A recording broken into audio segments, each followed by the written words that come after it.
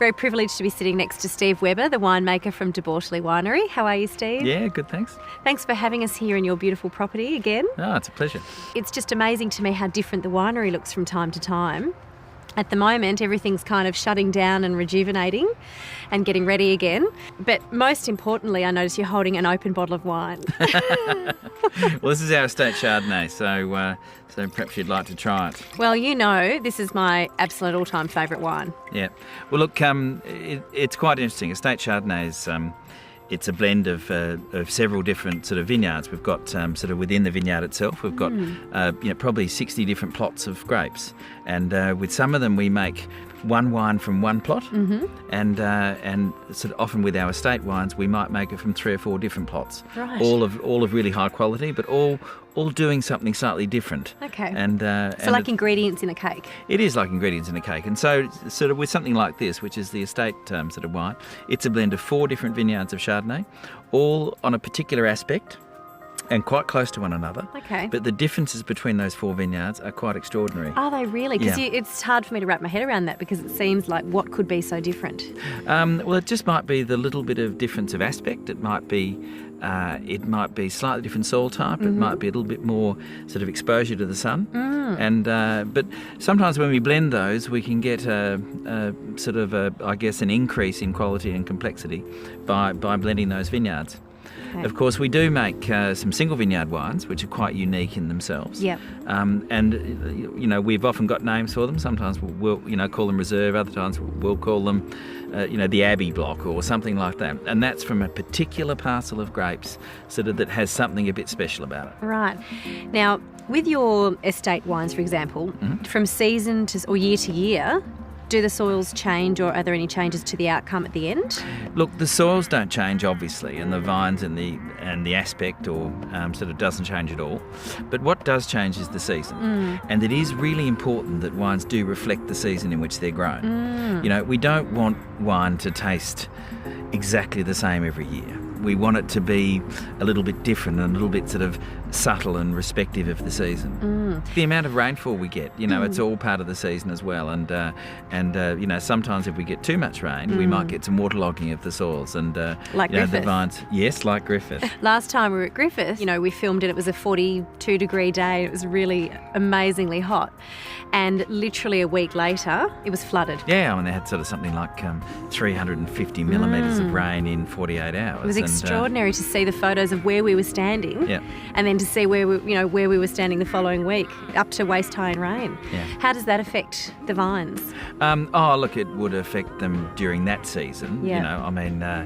We don't have the same problems here because we're planting on the side of hills mainly. Yeah. And so the water can get away. But in the irrigation areas of, whether it's in Griffith or in Mildura or any of the areas where there's been flood irrigation, it generally means the land's quite flat. And so when you get a deluge of water, it doesn't go away very quickly. No. But it does, I think sort of climate and rainfall or temperature and rainfall are the main things which really change year in, year out. And I guess it's our ability as winemakers or wine growers to try and manage that in the best possible way to give the best possible quality, of the resultant wine. Do you have more fun on a scale of 1 to 10 creating a single or an estate wine, or does it not make any difference to you? I think the concept is quite different. When we make estate wines, we can vary the amount of this vineyard and the amount of that vineyard and the amount of that vineyard to come up with a blend that we're really happy with. So it sounds a little bit more creative, I don't know, in a way.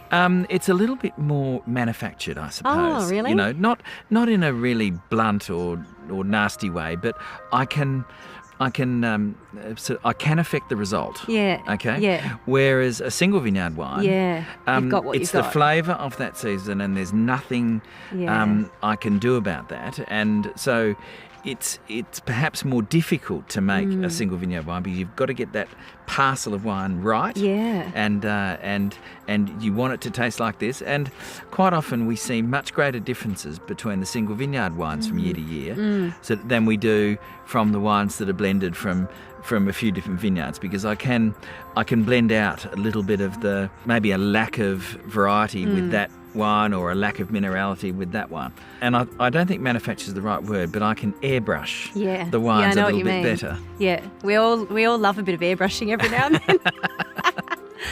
So do you ever have an area that you'd like to say, well, this is going to be this, and then by the time you actually make it, you don't like it?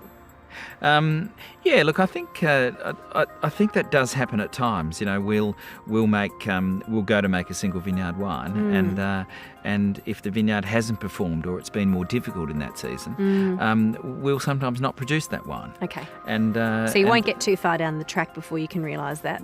Yeah, I mean, we'll know in a very short period of time as to whether it's going to make it or not. And I think that's the nice thing about single vineyard wine, that it isn't every year, and it's perhaps why, you know, it's why we've got to charge more for them, because in some years we won't make any at all, and in other years we'll make a small amount. So tell me about price points for these two different kinds of wines. Yeah, well, look, the single vineyard wines, where they do come from one block, we're not ever guaranteed that we'll produce one every year. So it might only ever be 3 and 4 years where we put all this effort in and all this money in, and then we actually don't get the result that we wanted, and we've got to sort of downgrade it. So by that very nature of it being rarer and more difficult to produce and more expensive to produce, that's why they're a little bit more expensive, those single vineyard wines.